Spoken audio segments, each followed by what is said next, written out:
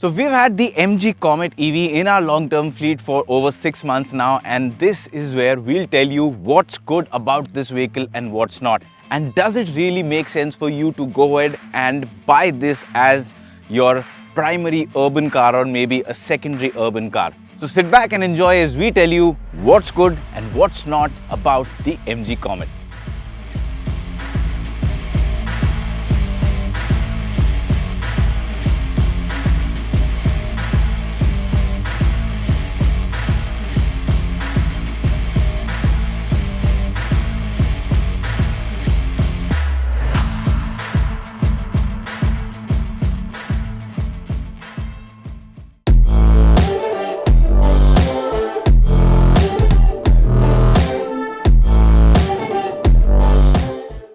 Now when it comes to the design, well, it's not a first drive review, we've already done that, so I'm not going to review the design, but I'm going to tell you what really benefits you in a daily life and what does not. Well, first of all, when you look at this car, it's got a very compact exterior, and that really helps when you're in traffic.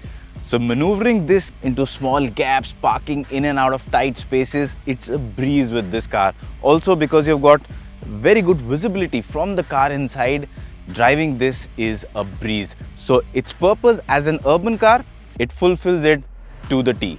There are other things which give it a bit of a premium flair, like this DRL that runs from one end to the other, and well, this is where the charging socket, the charging plug goes in. Also, one cool thing is that this logo glows every time the car is being charged.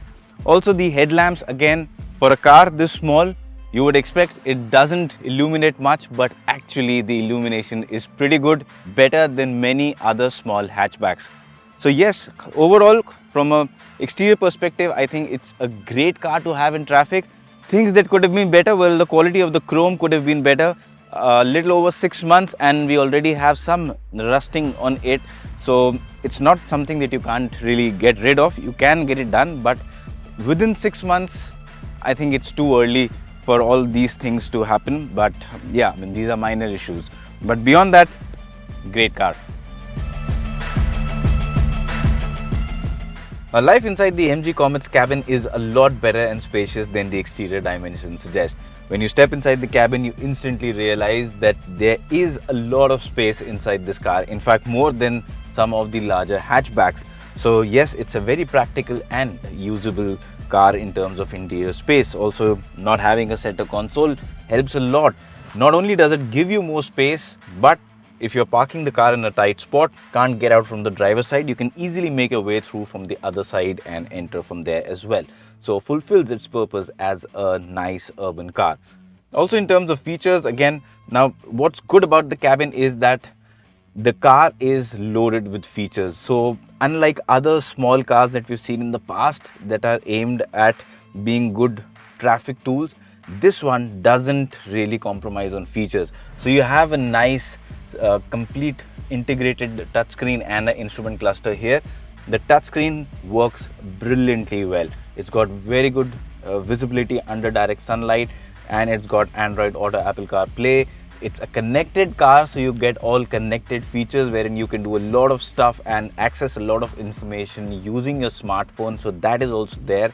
Beyond that, you get again a nice air conditioning unit. For a car this small, you would expect that it struggles to cool down the cabin in the heat, especially this summer heat in Delhi, but it does not. The AC works nicely, it cools the cabin in a quick manner. So again, these are all nice things that make it a very good car to live with on a daily basis. Also, there's a lot of headroom, so even taller occupants would feel pretty comfortable with this vehicle. And you can of course adjust the seats, so you can take them forward or back. So like I said, there's no compromise in this car. Like you've seen with other small cars earlier, there's no compromise. You get pretty much all the features that you would get in a regularly sized hatchback, and that's what's good about the MG Comet. Also, if you look at the steering wheel, it's again a multifunctional steering wheel, gets the controls, and it's nice and slim to hold, just the way you would want it to be on an urban car. But things that could have been better, at least in the front side of the cabin, well, like I had said during the first drive review, maintaining this fabric here, it looks good, gives the car a very nice sustainable feel, but maintaining this, keeping it clean is a big pain. Also these white bits here, again keeping them clean again takes a lot of task. I have made a very good effort to keep them clean, and that's the reason it is that way. But again, yeah, it is a bit of a bother in terms of daily routine. And the other things, again, the seat color, these could have been darker. Maintaining them again is a problem. One thing that I did notice over a period of usage of these 6 months is these controls, the rotary controls.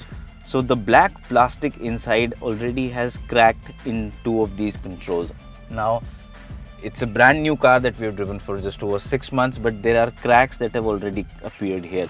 Now it's not as if this will just disintegrate and fall apart, but yeah, I mean, this is something that should have been better. So maybe the quality of plastics here could have been better. Also, let me tell you that this is the old Comet. The Comet now that you go and buy from the showroom is an updated model, and it comes with new features including fast charging. It's a 7.4 kilowatt hour charging that it gets now. This one supports only 3.3 kilowatt hour charging. The new one also gets disc brakes, an electric parking brake, and it also gets a creep function, something that this car does not have. So in traffic with this car, you always have to apply the throttle to move forward. The new one will just move along like an automatic car does.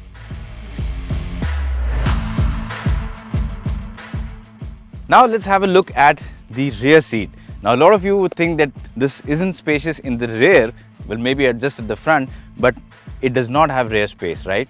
But this car does throw up some surprises. Now getting in, well, this is just a 3-door car, so you get this nice, very easy to use lever here. Just use it.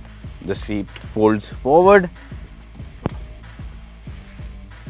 and well, entering is not a big issue. I mean, of course, senior citizens might have a bit of a bother getting in and out, but otherwise as a city car, you would expect this to be used primarily for 1 or 2 occupants. But on those days where you need to have 4 people sitting, you can. There is enough space. Now, if the driver were to fold his seat, and this is the amount of space that I have. Now, I still have some knee room. I have leg room to push my legs forward, and well, a lot of headroom at the back also, and a good shoulder room. The seat itself, you know, in terms of cushioning is pretty decent. You do not have enough under thigh support here, but that's okay. I mean, it's an urban car. It's not meant to go from one city to another. You're not going to be sitting here for like 6 hours, but for those days where someone will sit here for maybe 30-40 minutes, an hour, I think it's a pretty comfortable place to be in.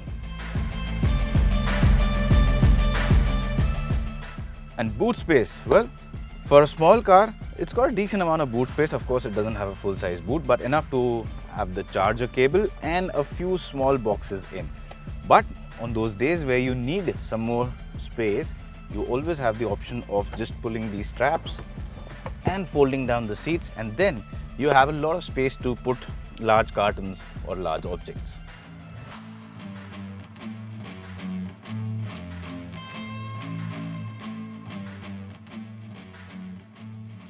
Alright, now let's talk about the most important part, and that's the driving bit of the Comet. Now, first of all, let's get the stats out of the way. It's got a 17.3 kilowatt hour lithium ion battery, and it's developing about 42 horsepower, 110 newton meters of torque, enough for the weight this car has, and it moves pretty briskly, but I'll come to that later. And the claimed range for this car is 230 kilometers, and after having driven it for over 6 months, I can tell you that it will easily give you about 200 kilometers. In winters, when you're not really using the AC, you might go a little over 200 kilometers, but even when you're using the AC all the time, like I am right now in the heat in Delhi, well, even in that case, you'll get about 190 kilometers on a single charge. So it's very simple. The amount of battery percentage that you see on the screen, just multiply it by 2. That's the amount of kilometers it'll travel. And so yeah, I mean, good range for a city car. For most people, it will suffice for a week's run, so you still will end up charging it probably once in a week. You don't have to charge it like every 2 days, so it's got enough range. And I mean, being in Delhi at times, I've gone to my office in Noida, which is 42 kilometers one side, and yeah, I mean 84 kilometers. I've left for office on days with a little over half a battery and still no range anxiety, because I know it will make it back home. So good on that part. Now, as for the difference in terms of range when it comes to using the different modes, if you're driving the car in sports mode, you'll get about 150 kilometers of range. In normal, expect about 175, 180, and driving the car in economy is what will get you close to 200. Charging. Now, this Comet, this is the old version. This supports slow charging only. So I plug it into the wall socket and regular socket in the home, and it takes about 6.5 hours to charge. Pretty much 14% every hour. So it'll get juiced up by 14% in 1 hour. So that's the calculation you need to have. So if you're going to charge it for 2 hours, you'll get about 28 to 30% of battery. The new Comet though comes with a 7.4 kilowatt hour fast charging option. So while I've not tested that, I think it should be able to charge the battery in about 3.5 or 3 hours. So that will add more convenience, as it will reduce the charging times. Now, of course, it has a regen function which helps charge the battery every time you're decelerating or braking. But to access it and to change it from being heavy or light, you need to go to the touchscreen. And it would have been better to have a single switch to do that instead. And beyond that, let's talk about real world performance. The acceleration is good. Now, for a car of this size and with just 42 horsepower, you would assume that it would just about move, but no, the Comet can move pretty briskly. It's got the economy, normal and sports mode, and once you plonk it into sports mode using the button here, it can move pretty rapidly.